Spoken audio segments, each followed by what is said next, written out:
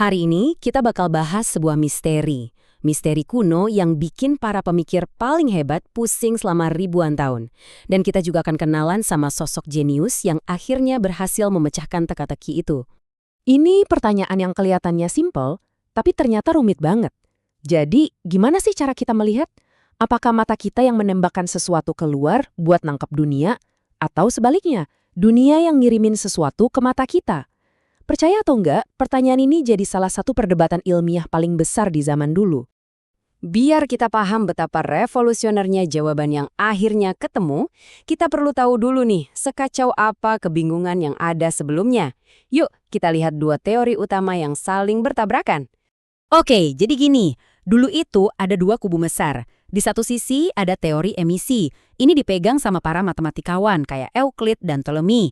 Mereka mikir mata kita itu ngeluarin sinar, kayak tentakel tak kasat mata gitu, yang menyentuh objek biar kita bisa lihat. Nah, di sisi lain ada para fisikawan, kayak Aristoteles, yang lebih percaya sama teori intromisi. Kebalikannya, mereka yakin ada semacam salinan atau bentuk mini dari objek yang terbang terus masuk ke mata kita. Dua-duanya kedengaran masuk akal pada masanya, tapi ya, dua-duanya juga keliru.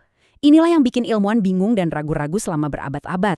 Di tengah kebuntuan ini, muncullah seorang cendekiawan dari Basra, namanya Ibn al-Haytham. Dia udah capek sama perdebatan yang isinya cuma argumen filosofis doang. Dia mikir, pasti ada cara buat nguji ide-ide ini kan? Dan disinilah letak kejeniusannya. Dia nggak cuma nemuin jawaban yang benar, tapi dia juga menemukan cara yang benar-benar baru buat nyari jawaban, yaitu lewat eksperimen yang sistematis. Nah, coba deh kita resapi kutipan ini. Ini semangatnya luar biasa. Buat dia, kebenaran itu bukan sesuatu yang tinggal kita terima aja dari omongan orang-orang hebat di masa lalu. Kebenaran itu harus dicari dan dibuktikan. Dibuktikan lewat apa? Lewat observasi dan bukti nyata. Ini bisa dibilang kayak pernyataan misi buat sains itu sendiri. Coba perhatiin langkah-langkah ini deh. Ini tuh pada dasarnya adalah cetak biru metode ilmiah modern loh. Dimulai dari mengamati, lalu ngumpulin data, bangun argumen yang logis, terus pertanyain lagi asumsi-asumsi kita. Dan yang terakhir, jangan buru-buru ambil kesimpulan. Dialah yang meletakkan fondasi cara kita bekerja di dunia sains sampai hari ini. Oke, dengan metodenya yang baru ini, Ibnu al-Haytham pun mulai investigasinya. Dia sadar kalau mau ngerti soal penglihatan, dia harus paham dulu alat utamanya, yaitu cahaya. Mungkin buat kita sekarang ini kedengaran sepele ya. Ya iyalah cahaya lurus. Tapi pada zamannya, ini penemuan besar yang butuh pembuktian.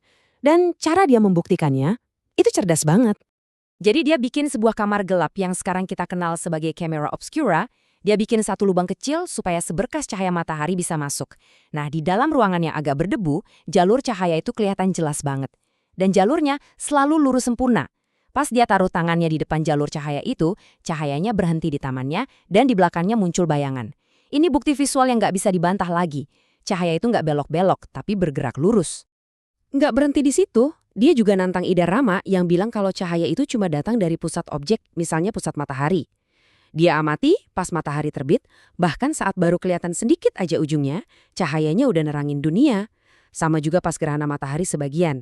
Ini jadi bukti kalau setiap titik di permukaan matahari itu memancarkan cahayanya sendiri ke segala arah. Pertanyaan berikutnya lebih cerdas lagi. Kalau cahaya emang bergerak lurus, kenapa tempat-tempat yang nggak kena sinar matahari langsung, kayak di bawah pohon atau di dalam kamar, nggak gelap total?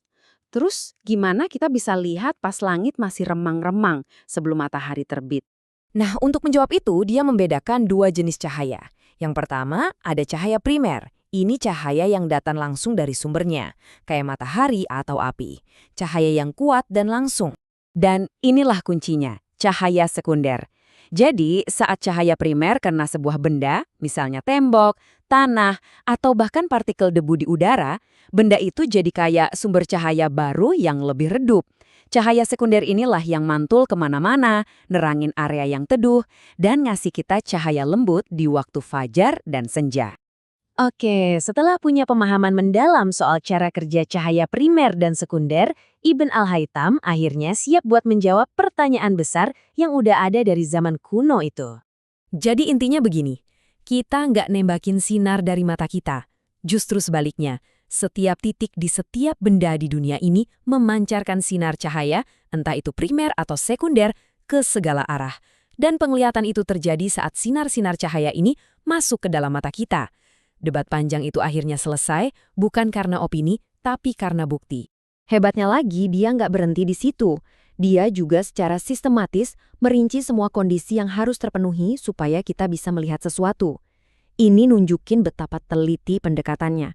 Ini bukan lagi sekedar filsafat, ini udah jadi fisika tentang penglihatan. Tapi warisan Ibn al-Haytham ternyata jauh lebih dalam dari ini. Dia sadar kalau melihat itu bukan cuma soal cahaya yang masuk ke mata, tapi juga soal gimana otak kita menafsirkan sinyal-sinyal itu. Ini nih yang bikin dia makin keren. Dia bisa membedakan antara properti fisik seperti cahaya dan warna dengan penilaian persepsi kita. Hal-hal kayak memperkirakan jarak, ukuran, bentuk, bahkan konsep abstrak seperti indah atau jelek. Dia pada dasarnya adalah pelopor psikologi persepsi hampir 1000 tahun sebelum bidang ilmu itu resmi ada. Jadi, apa artinya semua ini? Kenapa karyanya yang udah 1000 tahun ini masih penting banget buat kita sekarang? Warisan terbesarnya bukanlah sekedar jawaban tentang cara kita melihat, tapi bagaimana dia menemukan jawaban itu. Metodenya, kepercayaannya pada bukti, eksperimen, dan pemikiran kritis, itulah yang jadi fondasi revolusi ilmiah dan jadi jantung dari setiap penemuan sains setelahnya. Kutipan ini benar-benar ngerangkum kerendahan hati dan kegigihan yang jadi motor penggeraknya. Sains itu bukan tentang punya semua jawaban, tapi tentang proses tanpa henti, bertanya, menguji, dan sedikit demi sedikit mendekati kebenaran. Meskipun kadang kebenaran itu sulit banget buat digapai. Dan ini ninggalin kita dengan satu pertanyaan buat direnungkan. Di dunia yang penuh dengan opini, semangat Ibnu al-Haytham untuk mencari bukti dan menguji keyakinan kita sendiri jadi relevan banget. Kira-kira apa ya yang bisa kita lihat dengan lebih jernih kalau kita mencoba melihat dunia lewat cara pandangnya?